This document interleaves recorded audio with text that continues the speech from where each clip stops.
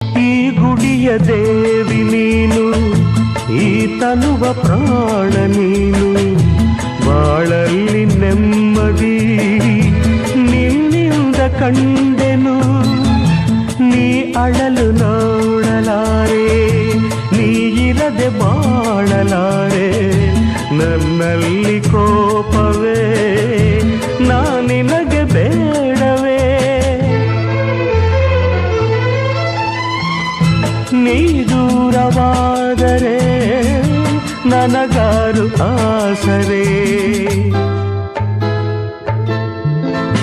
ನೆರಳನ್ನು ಕಾಣದ ಲತೆಯಂತೆ, ಬಿಸಿಲಿಗೆ ಬಾಡಿದ ಹೂವಂತೆ, ಸೋತಿದೆ ಈ ಮೊಗವೇಕೆ.